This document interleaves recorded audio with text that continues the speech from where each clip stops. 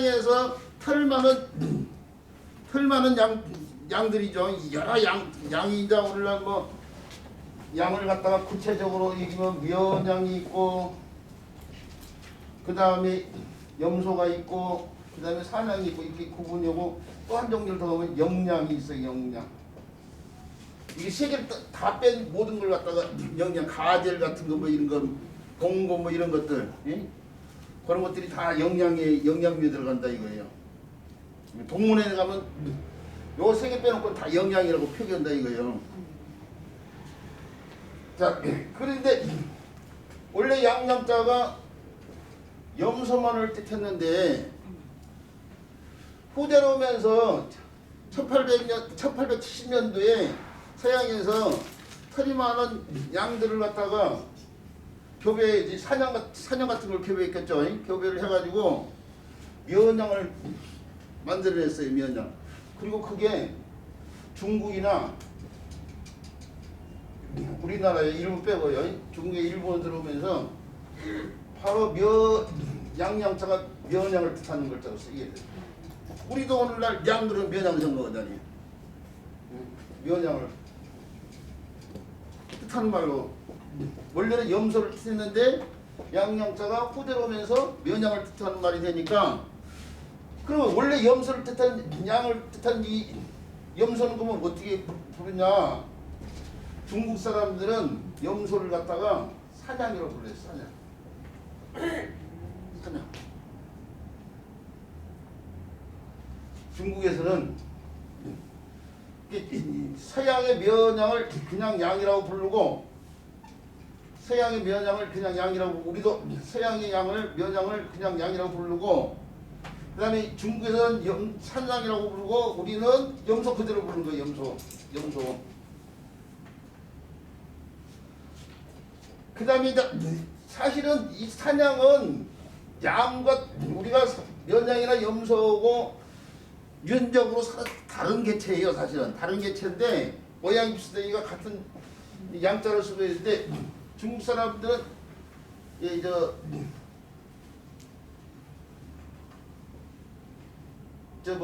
우리는 산에서 나는 걸 다 양이라고 부른다. 이게 양으로. 그런데 우리도 염소를 사냥이라고 해. 우리나라 사람도 중국의 영향을 받아가지고, 그러니까 우리가 오늘날 사냥류라는 젖 가운데 사냥류가 어떤 젖을 말하느냐면요, 사냥류가 염소젖을 말하는 거예요. 염소젖 사실은 사냥류가. 그러니까 우리가 오늘날 염소고 사냥을 구분해서 얘기하고 있는데, 그런데 정작 염소를 갖다가 사냥류라고 하고, 옛날 사람들이 썼던 그렸던 그림에 보면은 조선 뭐 후기 이럴 때 그림 보면은 양이라고 표기를 해놨는데, 그 그림을 들여다보면 염소 그림이. 우리가 양을 갖다가 별칭으로 장염주사라고도 해요.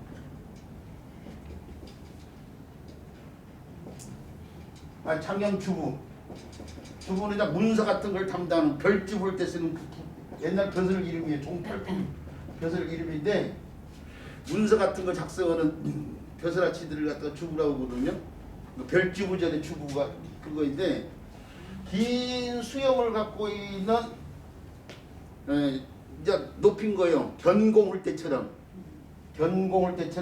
벼슬 이름으로 높여 불린 거거든요. 이게. 근데 면양과 사냥과 염소의 가장 외형적인 차이점이 뭐냐면요, 염소만 수염이 있어. 양을 갖다가 긴 수염이라고 표현해가지고 주부는 존칭의 의미로 붙여준 말하고 있어요. 그 수염 관련돼 있잖아요. 지금 양이. 그러죠? 수염이 있는 것이 뭐예요? 염소밖에 없어요. 면양도 염소가 없어요. 사냥도 없어요. 그래서 이 양양자가, 우리가 오늘날 양양이라는 글자가 원래는 염소를 뜻한 글자란 것이 드러나요. 그리고 천자문에도 옛날 천자문에도 염소의 옛말이 염으로만 표기했단 말이죠. 그러니까 이점을 봤을 때 양양자를 설명할 때는 사실은 우리가 면양을 그려서 우리가 양 그러면 면양 생각하고 있지만은 양을 갖다가 생각할 때는 염소에서 출발했다는 걸 알고 있어야 돼. 그래서 이 글자 설명할 때도 면양 그림을 그리면 안 되고 염소 그림을 그려야 되는 거예요. 원래 중국에서도 이 글자가 염소를 뜻하는 글자였으니까 옛날에 무슨 말인지 알겠죠? 이 글자의 애초에 출발은 면양도 아니고 사냥도 아니고 염소의 염소. 염소의 염자가 그 수염 염자. 조금 전에 얘기했잖아. 우는 소리. 그게 후대 사람들이 저도 최초에는 염소의 염자를 수염 염자로 생각했는데 그 어원학자들이 밝힌 바에 의하면은 염은 한자일 수가 없다 이거예요. 순 우리말로 봐야 되고 그래서 조금 더 있잖아요. 염소가 울 때에 그 음을 갖다가 따서 염이라고 했다. 그렇게 일반적으로 얘기한다 이거예요.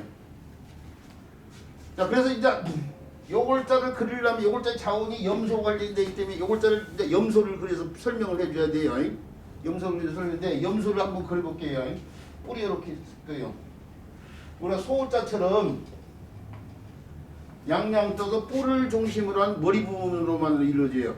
원래 짐승들은 대가리라고 해야 되는데 대가리라고 이제 비속어처럼 들리니까 염소 뿔을 중심한 머리인데 염소를 제가 얼굴이 역삼각형의 형태예요. 역삼각형 형태. 그 기대기가 있겠죠 이렇게요. 그 다음에 눈이 이렇게 있겠죠 눈이. 그 다음에 코가 있겠죠 이렇게요. 그 다음에 주둥이 부분이 이렇게 있고 이게 염소처럼 보이나요? 네. 여기 수염이 이렇게 있어요. 마음이 좋았대요. 보입니다. 네, 수염. 한자 교육도 사실은 그림도 신경 써야 돼. 왜 그러냐면 한자가 상형문자잖아요.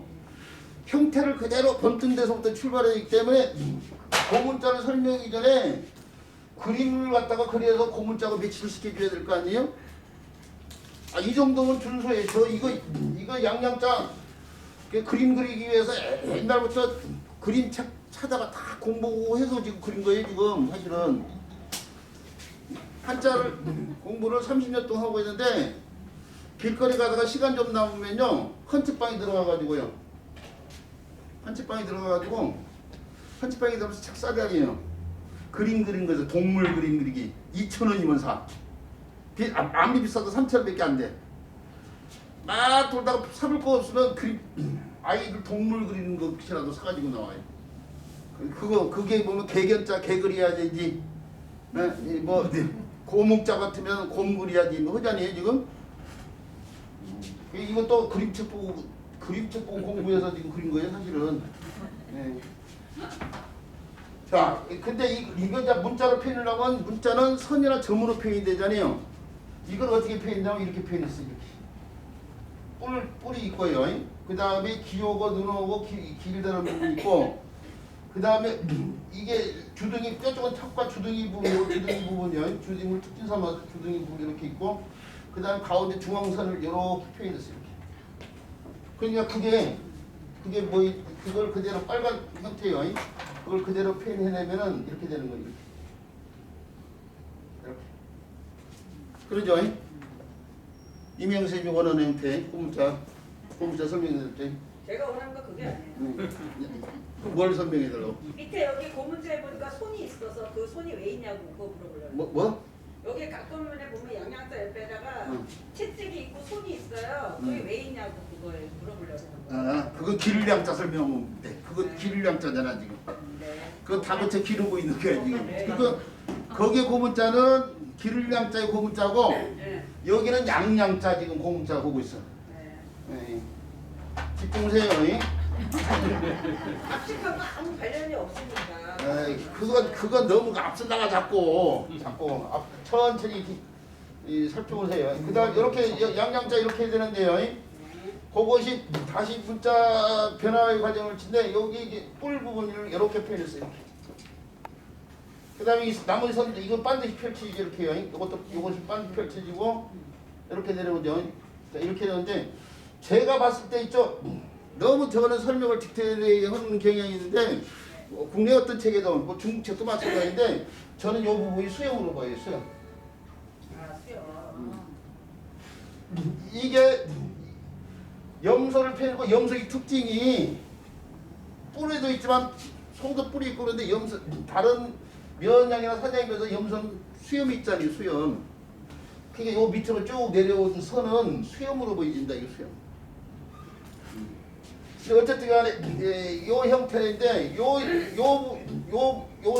형태가 호대염소 이렇게 때 요 선이에요. 요 선.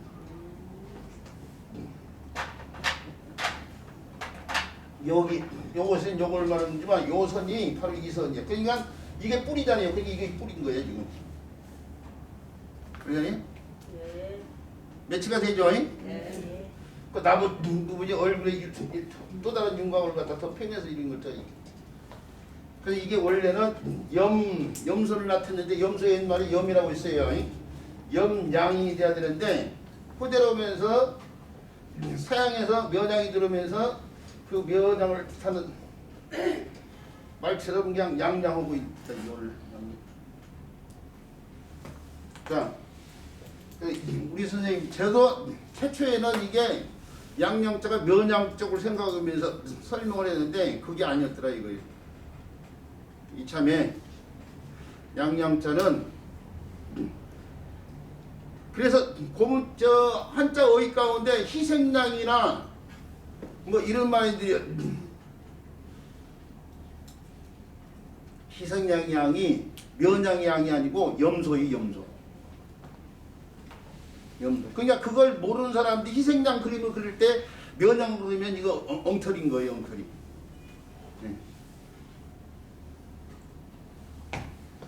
네. 우리가 알고 있는 양두구육 있죠. 양두구육도 면양고기가 아니에요. 염소고기인 거예요. 염소고기. 염소고기를 내놓고 개고기를 판다. 그렇게 봐야 되는데 자 현장에서 원래 양양자가 염소했다 아이들한테 그렇게 하면 어떻게 돼? 아이들이 복잡하게 생각하거든.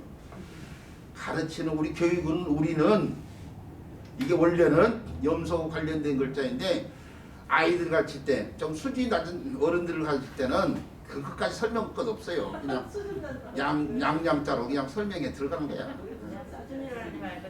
아, 그래. 우리 선생님들은 가르치기 위해서 더 높은 수준에 더 깊이 있는 수준을 갖고 있어야 되기 때문에 정확하게 이걸 언급해서 설명을 했는데 현장에서 교육할 때는 어린 학습자들이라든지 또는 이제 수준이 좀 낮아요. 그 어르신들 가운데서도 그런 분들이 계실 거 아니에요? 그런 분들은 그냥 이런 거 설명하지 말고 이게 염소 어쩌네 저쩌네 설명하지 말고 그냥 양으로 설명하세요. 처음부터. 교육이 이 성취도를 높여야 되는데 그 교육적 성취도를 높이기 위해서는 때로는 표도 쓰고 생략 보고 그래야 돼요. 왜 돼요? 자, 그래서요 양양자하고 박자를 통해서 설명인데 이 양양자는 다른 글자 구성에 도움해서 의미 역할을 하는 글자가 있어요. 자, 그런 글자로서 참수변이 달라붙은 글자예요. 양은 양인데 물 관련했죠. 물 가운데 그냥 물이 아니라 큰 바다예요. 큰 바다. 우리 모두 모이는 바다인데 큰을 반드시 붙여야 돼요. 큰을 붙이지 않고 그냥 바다를 뜻하는 글자는 바다 해자예요. 동해가 태평양에 들어가잖아요. 동해의 해자고 태평양의 양자. 그러니까 큰을 갖다 붙여야 돼요. 간혹 가다가 큰을 안 붙이고 그냥 바다양 하신 분들이 계시는데 큰 바다를 뜻하는 글자이기 때문에 큰 바다양 하셔야 되고요. 그 다음에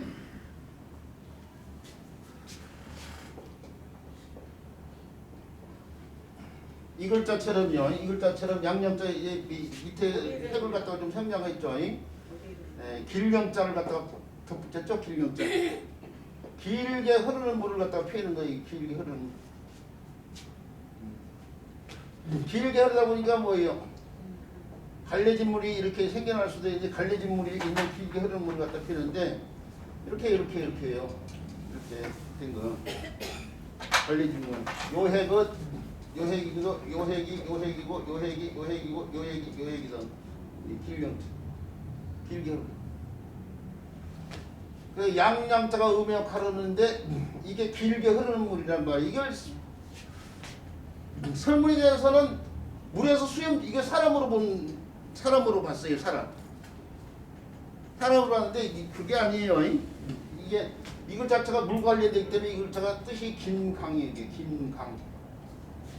긴강 길게 흐르는 물 관련돼 가지고 긴강 양자인데 이 글자가 쓰여지는 글자는 아니에요. 우리가 익히 쓰여지는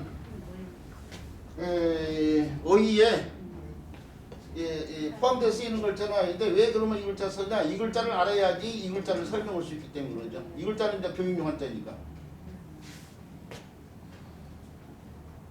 각양각색 다양하다 뭐 할 때 쓰는 모양 양자인데 이 글자가 교육용 한자는 이 글자를 쓰려면 나무 목자 빼고 남은 글자를 알아야 되는데 그 글자가 음역하는 글자니까 긴강양자가 음역하는 거. 근데 이거 긴강양자는 줄 모르면 이것 자체를 분석해서 설명할 수 없잖아요. 설명 어떻게 되잖아요. 그래서 긴강양자를 설명해 양이 긴강양이면서 나무 가운데 원래 성수리 나무 같은 걸 뜻했어요.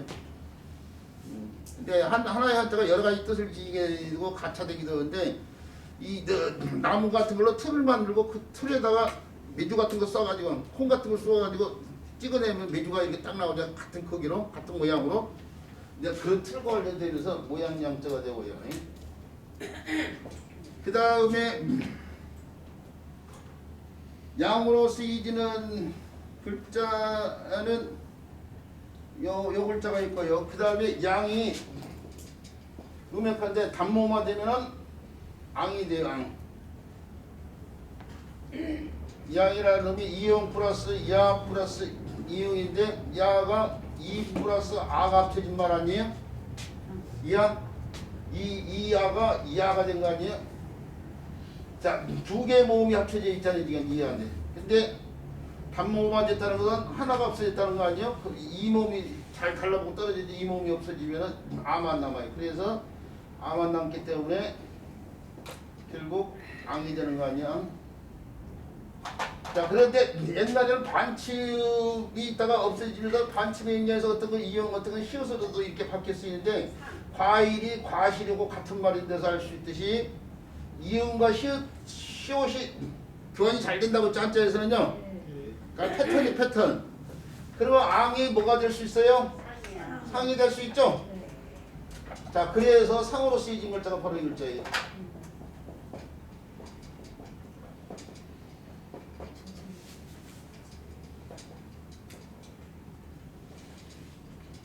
상, 이게 다 세 개다 상이. 양양자가 전부 다 달라붙어 있는데 양이 상이 됐어요.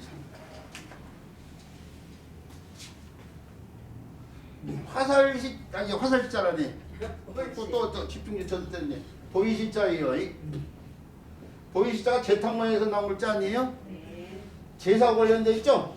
제사제자 제사사자에 공통으로 쓰이고 있는데 제사와 관련돼 있어요. 제사를 지내는 이유는 어디 있나요? 그렇죠. 복을 빌기함이죠. 후손들 복을 빌기함. 제사에다가 이 제사제자에 고기 덩어리를 갖다가 손으로 해요. 손으로 올려놓고 제탁에다 올려놓고 제사를 지내는데 이 고기를 갖다가 조상이 와서 한 점 먹고 가는 것도 아니잖아요. 다 제사 지나면 이 고기에 고기 깃들었다고 해서 음복으로 하잖아요. 음복. 제사의 마지막이니까 음복이잖아요. 음복은 사람이 먹어요. 지금 제사 지는 사람이. 네. 복을 빌기 위해서 후손들의 복을 빌기 위해서 제사를 지내요. 그래서 이 글자가 달라붙은 글자들이 복을 뜻하는 글자들이 굉장히 많아요. 찰복자가 오른쪽에 달라붙은 복은 복인데 이 글자에 의해서 복자가 되고 그칠 지자가 음역하는데 이 글자에 의해서 뜻이 복지자가요. 복지사일 때예요. 이 나무새길록이라는 글자인데 녹은 녹인데 기록할 녹자에도 쓰이죠. 이렇게 쓰면 복록자가 되죠. 이렇게 해가지고 깊은 이자가 달라붙으면은 희는인데 복지자가 되죠. 복복, 복지, 복록, 복희처럼 이것도 복상자예요. 원래 복상자. 그 복이 되는 일이 사람한테는 상스러운 일이에요. 그래서 상스러울상이라고도 하죠. 상스러울상. 복이 되지 않는 일이 사람한테 복이 되지 않는 일이 생겼어요. 불, 상, 사가 생겼다 그러죠. 네. 그때 쓰는 상자 아니에요.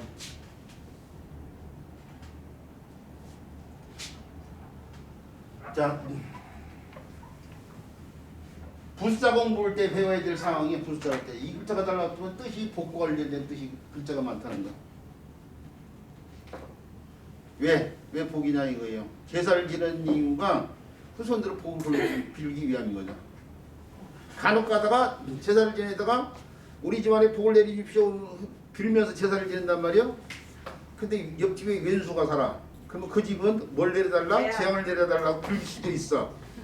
억하심정을 가지면은. 그래서 재앙과 관련된 글자도 이 글자를 붙여서 이렇게 써요. 이게 또 비는 거야 지금. 재앙을 내려달라고. 재앙 화자. 이건 잎이 틀어질 괴라는 글자인데 화까지 음이 바뀌었어요. 그러면서 이 글자에서 재앙. 자, 그렇다는 얘기예요.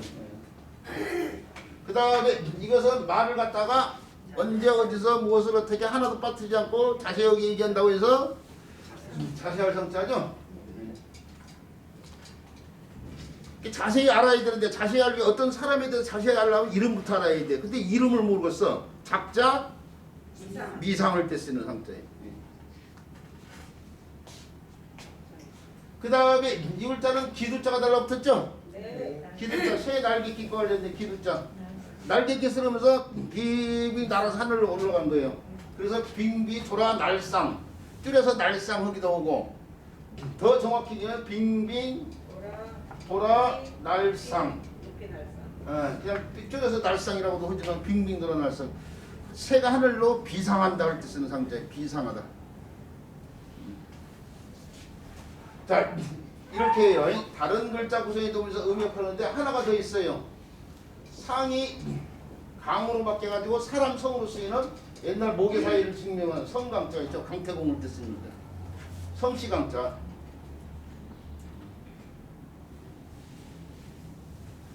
자, 이 글자도 양양자가 강까지 온 거예요 지금. 그런데 요 글자는 양양자가 음역하면서 밥자가 뜯어가지고 밥을 먹여서 기른다고 해서 기를 양자.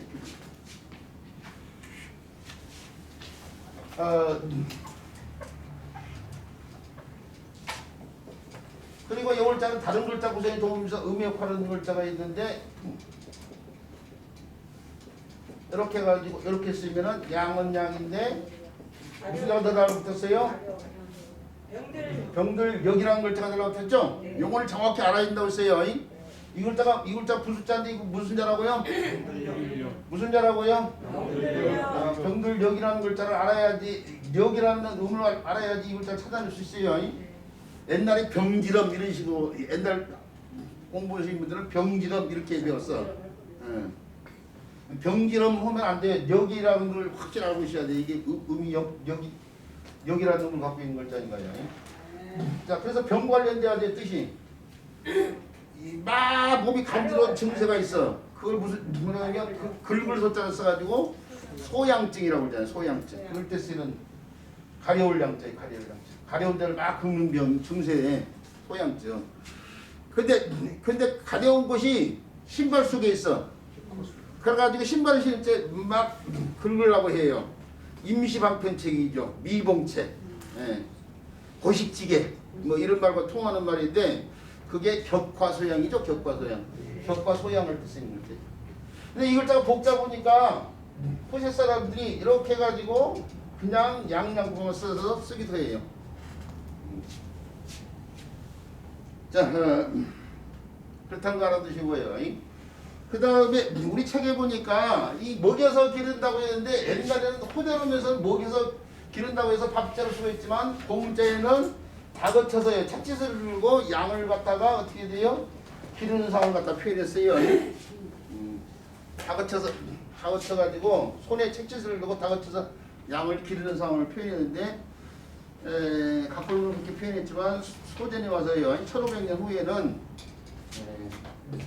좀 더 온화하게 책짓을 든 손이 아니라 먹는 것 관련된 밥자를 더 붙여가지고 온라인 혹시 필명적으로 칠목자를 그렇게 표시한 거 아닌가요? 네? 칠목자를 네. 보통 옛날 각본을 보면은 그 동물을 따라가지고 네. 그 구별하지 않고 칠목자를 소 대신 양으로 쓰고 그런 경우도 있지 않습니까? 그러니까 기르다를 뜨다는 걸 제가 기를 목자 했잖아요. 기를 목자도 손에다가 이렇게 이거 칠목자의 연전이에요. 그러니까 이건 그대로 갖다 쓰고 있는데 야, 이 글자만큼은 이게 옛날 사람들이 바꿔놓은 거니까 뭐 그저 따라갈 수밖에 없는 거죠. 그래서 이 기를 목자는 그대로 이게 내년 칠목자인데요. 이 글자를 갖다 그대로 쓰고 있지만은 이 요 글자만큼은 칠복자가 아닌 밥자로 바꿔서 오늘날 쓰고 있다는 사실이죠. 크게 문제될 것은 없어요. 뭐 크게 그거니까. 자 그렇게 해서 기를 양자에 대한 설명을 마치도록 하고요. 그 다음에 배워야 될 글자요. 그 다음에 배워야 될 글자.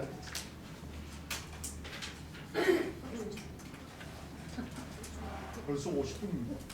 한 글자 한 50분이나 걸렸어요. 빨리빨리 해야겠네. 좀 늦기 시작했어요. 그 다음에 배워야 될 글자가 개견자. 이것도 개를 그려야 될 상황이에요. 그러죠? 개를 그려야 될 상황인데 개를 제가 못 그리잖아요. 개는 좀 더 디테일해가지고 못 그려서 그냥 대충 느낌으로 그냥 개 대가리 있고 몸체 있고 다리 있고 등다리 있고 꼬리를 이렇게 있대. 옛날에 문자를 세워서 표현했으니까 글자를 개를 그대로 세워서 표현했어요. 자 아이들도 설명하면서 얘기하면 거기에 끄떡이래요. 이 정도 얘기해도 그냥 이거 개 대가리야, 머리야, 몸체야, 두 다리야, 꼬리야, 개가 보이지? 그러면 예 그럴걸요 아이들도. 자 그런데 문자가 되기 위해서는 이게 자신이 없으면은 개 그림을 하나 가지고 가. 아이들한테는 미리 출력 하나 해가지고 개 그림 한 가지 보여주면서 하면 되지. 근데 이제 우리 선생님들한테는 꼭 그렇게까지 안 해도 그냥 되는 상황이니까 제가 그냥 입으로만 이렇게 하고 있는데 문자가 되기 위해서는 선이나 점으로 표현이 된단 말이에요. 자 머리를 갖다가 이렇게 표현하고 머리에서 다리로 해진 거 선이 이렇게 표현하고 길다는 문자 꼬리까지 이렇게 표현하고 뒷다리 이렇게 표현했어. 자 빨갛게 표현한 거예요. 이렇게요. 이렇게요. 자 이쁜 마음으로 들여다보고 개가 보일 거예요. 그러죠? 네. 예. 자 그런데 좀 더 디테일하게 설명한다고 치면 요 부위 이게 이제 다리 부분이고 몸체하고 꼬리하고 뒷다리는 부분인데 이게 머리 부분이란 말이에요. 머리 부분을 이렇게 표현했는데 이게 어떻게 해서 그렇게 표현될 수 있지? 그렇게 뭘 좀 더 구체적으로 보면 어떻게 표현해야 될까 고민이 될 텐데 저는 있죠. 이것도 제가 고민해서 어디 책에 있는 거 아니에요. 제가 40년 동안 공부하면서 우리 선생님들한테 좀 더 자세하게 느낌을 갖고 글자를 이해하라고 해서 고민을 하면서 설명했는데 이게 걔가 그냥 뭐 훌륭한 개는 함부로 짓지 않는다 그런 속담이 있어요. 훌륭한 개는 함부로 짓지 않는다. 그럼 짓지 않는 개냐 아니면 짓는 개냐 두 개 중에 하나를 치면 저는 이걸 짓는 개로 봐요. 짓을 하면 입을 벌려야겠죠? 자 입을 벌리고 짓는 개를 한번 표현해 볼게요. 아이고 이거 개 그리기가 쉽게가 이렇게 개 대가리를 그려야 되는데 머리가 대가리가 이렇게 있고 그다음에 주둥이가 이렇게 주둥이를 이렇게 펴놓고 이렇게 해가지고 이렇게 해가지고 해가지고 토끼 같습니다. 이 귀가 이렇게 있고 그다음 이를 갖다 이렇게 펴놓죠. 이를 이렇게 펴놓고 미치 문제야. 그다음 눈을 갖다가 어떻게 표현했는데 이런 식으로요. 느낌이 좀 오나요? 네, 좋아요. 다리 못 들게. 자, 저는 여기에 요 형태를 요렇게 봐요. 이렇게. 요 형태.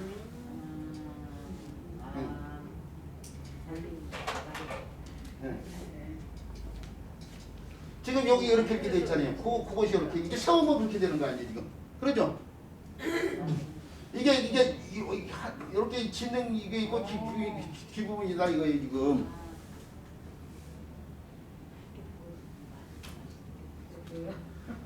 아 제가 이게 어디 그냥 참고 하든 말든 그 상관 안 하는데 저는 그렇게 본다 이거예요 저는. 예. 하여튼간 이렇게요. 좀 단순화 시켜가지고 이렇게 봤지만 그림을 그려서 좀 디테일하게 보면 이런 형태를 갖다가 표현은 개가 아닐까 그렇게 생각하는데 이게는 그냥 입을 다물고 있는 개가 짖는 개로 봐야 된다 그거죠. 개가 안 짖으면 그 개가 아니지 사실은. 그러잖아요. 훌륭한 개도 결정적인 때 짖을 거 아니에요. 어쨌든 간에 그것이 그 형태가요. 그런데 요거 빨리 지울게요. 볼성사 나오니까. 근데 요 형태가 이렇게 표현된 요 형태가 호전하면서요. 글자가 좀 세워지면서 그게 오늘날 글자로 정의가 됐어요. 여기 점이 머리의 일부를 갖다 표현했다고 보면 돼요. 그러니까 오늘날 써놓고 봤을 때 큰 대자에다가 이렇게 점이 들어가는 게 이게 무슨 개지 싶은데 사실은 그림 과정을 통해서 보면 개가 자연스럽게 변화된 과정인 걸 알 수 있어요.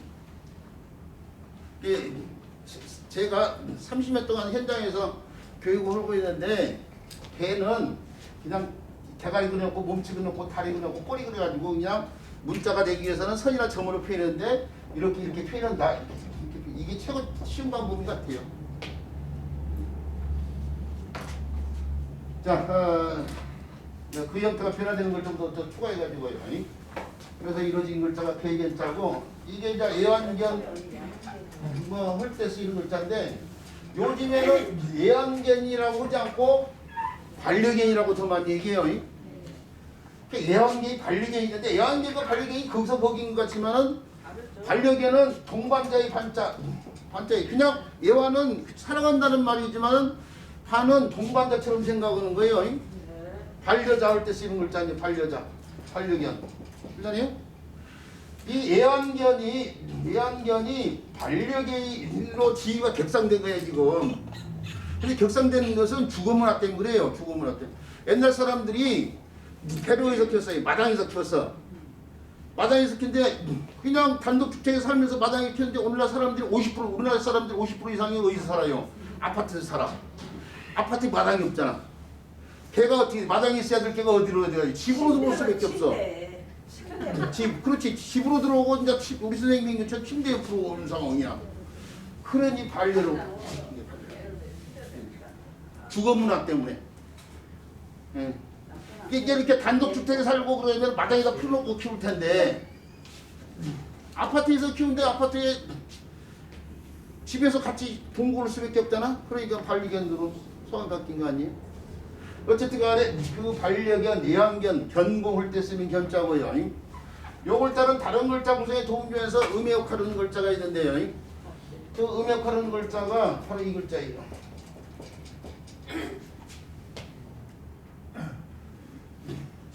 개견자가 연이 되면서 고기는 고기자가 변하는 육자로이죠. 그 고기인데 개견자 관련돼 있으니까 개고기죠. 개고기. 이 개고기 연자가 쓰여지는 글자는 아니에요. 그런데 이 글자를 알아야면 이 글자를 변형해서 이렇게도 쓸 수 있어요. 이렇게요. 이 글자를 설명할 수 있죠. 요게 개고기 연자가 역할하면서 연합은 무슨 자가 바뀐 글자예요? 불화자가 바뀌었죠? 둘이 살한다고 해서 살을 연자예요. 살을 연자. 안타깝게도 우리나라에 아직도 그런 분들이 예복되는데요. 한자가 우리 문자라고 하신 분들이 가끔가다 있어요. 네, 우리 수업 분신 분과한테서 한 분이 그 비슷한 개를 갖고 계시는데 우리나라는 옛날에 문자라고 하는 게 아니라 만든 사람이 우리 조상이라는 얘기. 아 우리 조상이라고 그러니까 그게 이제 그게 이제 그거 맥이 그렇게다. 그 얘기에 맥이 그렇게다는 거야.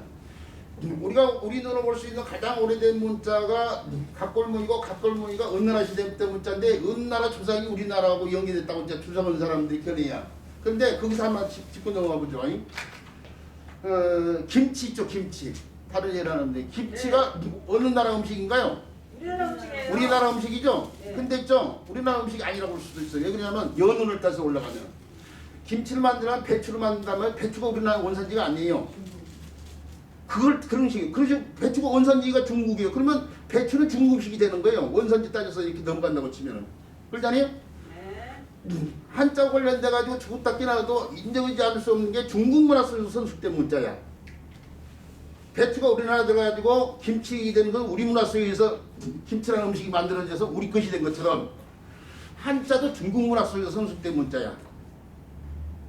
그런데 그 연을 따져서 그렇게 주장하고 그 주장의 근거를 가지고 얘기할 때에 살을 연자를 이렇게 설명해요. 불에다가 개고기를 구워먹는 상황을 갖다 표현했다. 그 주장을 입각한 사람들이 그 이견의 이 글자를 들어서 그렇게 설명을 하지 않아요. 한자가 우리 문자라는 걸 그렇게 불에다가 구워먹는 민족이 우리나라밖에 없다 이거지. 자 그러면은 그게 어폐가 있는 것이라는 게 뭐냐? 그러면은 그을릴 초자는 새를 구워먹는 것이냐 이거야. 그러네. 예? 자 이게 능알력자가 곰에서 나왔죠 곰. 네. 그러면 이 글자는 곰을 구워먹는 거예요? 그러네. 아니잖아요. 네. 보세요. 살을 연자가 분명히 설문의자도 그렇게 나왔어요. 설문의자에서 종하 연성으로 이렇게 표현했어요. 설문의자에서도 사실은 이게 형성자로 표현했어요. 뜻은 불화자를 따르고 연자가 음역할자라는 걸 설명도 했어요. 그리고 보세요. 우리가 사르다는 뜻을 갖고 있는 글자가 살을 소자 한자에서 살을 소자 소화 전소대담을 뜻으는 살을 소자죠. 또는 살을 작자 살을 작 해가지고 두 개다 다 사르다 이글자 사르다죠. 오른쪽에 글자가 뭐예요? 전부 다 음역하라고 했죠. 이것도 마찬가지예요. 한쪽 부위가 음역하는 글자예요. 근데 왜 자꾸 엉터리 경강부의시키는 설명을 하냐고. 왜 불에다 개고기를 구워먹는다고 설명하고 있냐고요. 그 말이 안 되자. 이런 글자들 들어서 봐더라도. 하나 말고 둘을 모르는 사람들 자꾸 안 되는 주장을 그렇게 하고 있는 거야. 자, 그래서 이참에 그런 데 대한 생각을 갖다가요. 좀 달리 인식이 바란다는 말씀드리고 이게 그런데 사르다는 뜻의 글자인데 호들오면서 그렇다는 뜻을 빌려다 쓰니까 문자가 많지 않은 시절에 글을 연자로 갖춰대고 자기 뜻은 불화자를 한 번 더 붙여서 이렇게 쓰고 있죠. 살을 연자 연소되다 불연물질을 뜻. 자, 그렇다고 하나 두시고 그 다음에 글자를 하려고 했는데요. 네, 좀 쉬었다 그럴 수밖에 없네요. 시간이 그래서 자, 쉬는 시간 같은 거.